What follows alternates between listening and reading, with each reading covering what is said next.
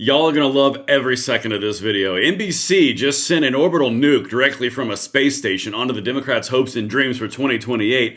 They're thinking it's going to be 2018 all over again. And guys, let me just tell you, from the polling that I've been seeing, and I'm going to show you right now, something's happening. And here's a big spoiler alert. What we've been talking about the Dems and the left being relegated to the eye roll position in the culture, yeah, this is right along that line. So, if you guys are down with this fight, you want to save the country, make it better than you found it, hit that like button, subscribe to the channel, turn the notification bell on, and of course, send this out to everybody and share with all your friends because we've got a country to save, dang it, and we're going to do it. All right, let's jump right into this, guys. I've got X account on at Braden LOA if you'd like to follow along, but let's dive right into the actual data points here. So, as I mentioned, this is an NBC video. Okay, this was released yesterday. This is some new polling, and I want you to keep something in mind as I walk into this.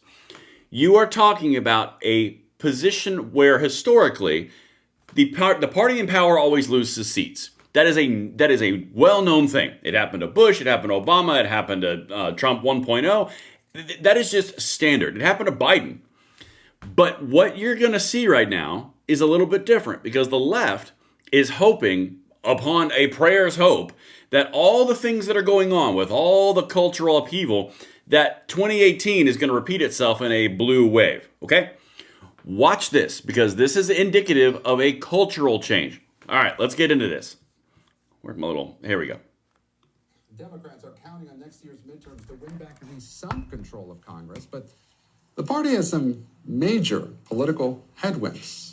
NBC News national political correspondent Steve Kornacki joins me now, and he's at the big board. Steve, why should Democrats be nervous at this point?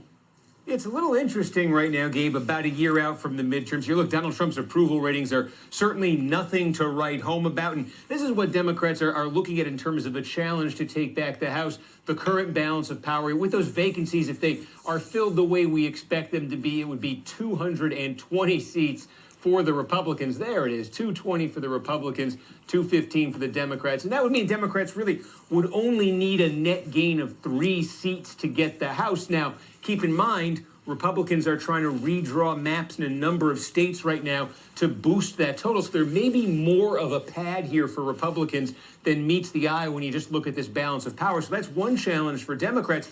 But of course, Democrats are hoping that this goes like the midterm did in Trump's first term. And if it did, this would be nothing because Democrats gained 40 seats. It was a blue wave in Trump's midterm. So, all right. Now, this is really important.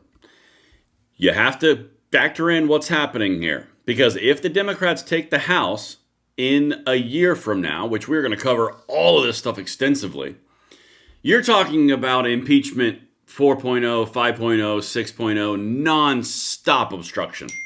I mean, that is what you're talking about. It is absolutely bananas what the absurdity is going to be. However, there's a lot of things that are happening right now. Like you mentioned, there's redistricting going on, and they're hoping that they're going to get that another blue wave. That's what I was telling you in the introduction. Now, this is the part where it gets fascinating, because remember, you and I have been talking about all the extreme rhetoric, all the extreme violence, all the extreme upheaval is pushing people away from the left. They don't want, it's an eye roll. They don't want to be associated with it. All right, watch. The thing about that midterm the first time around was you could see it coming from a long way away. October 2017, more than a year out, the generic ballot asking folks which party do you want to see control Congress. Democrats were leading on average in the generic ballot by nearly 8 points. And this was the level they basically maintained through all of 2018, right up to Election Day, right up to the blue wave when they gained 40 seats and flipped the House. So where is the generic ballot right now? Well, Democrats lead it, but not by nearly as much. It's a 3-point average lead for Democrats on the generic ballot now. So again, this is not terrible news for Democrats, but there was clarity even at this point in 2018 that something was coming. This number suggests you're not at that point right now. And one of the reasons Democrats may not. All right, I'm gonna. This is the most important point right here he's about to go into, but I got to add some clarity to this. You have to understand and do this all the time, like I do, every election cycle. You have to understand that these numbers for the generic ballot are padded for the Democrats. Okay, if you go back to let's go big screen. If you go back to the election of 2024, The ballot was like R+2, R+3. And look at the outcome. House, Senate, White House. Okay? Because the ballot is already padded. So for example, when the Democrats are like a +2, +3, it's effectively even.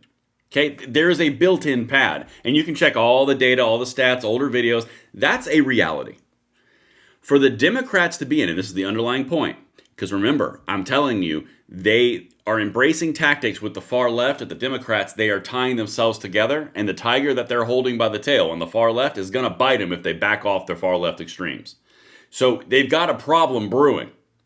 So when you're dealing with these types of numbers, after all the upheaval, all the media pressure, all of the ICE stuff, all of the burning stuff down, all of the protest, it's the same recipe as you had in 2018, but the numbers are completely different because people are relegating the Democrats as an eye roll. Watch. This is what I've been saying. And guys, the last piece of advice I'll say here, vote like you are losing, act like you are losing, and then count everything after the fight. Okay? Watch this. At the point has to do with this, the image of each party. Again, looking back here at October of 2017, if you looked at all the polling back then, neither party was popular, but one party was a lot less popular than the other. Republicans in Trump's first term, 27% average favorable score at this point. Democrats were up at 39%. There was a pretty clear imbalance there. It worked to the favor of Democrats. What do you have right now when you run these same numbers? Well, again, neither one's popular, but the Republicans are sitting at 41 favorable, the Democrats at 35 favorable. The Democrats are less popular than the Republicans now. And that's one of the things when you look at midterm elections, the opposition party counts on getting a bit of a boost just from being sort of the protest vehicle for anyone who's got issues with the White House. Democrats, though, with numbers like that, you got to worry a little bit. Are people wanting to send a message to them as well, Gabe? All right, I'm going to back this up a little bit to show you some things. Here we go. All right, listen. This is the culmination point of this video. I hope you stayed the whole time. Look, in 2017, going into the 2018 elections, there were two data points that are incredibly important to understand. You had the Democrats having a favorable view of themselves over the Republicans, which right there, and you had a higher generic ballot, significantly so, which led to what they would call a blue wave of 40 seats. Very similar to when the red wave happened with Obama, right? When you're looking at this right here, it has switched.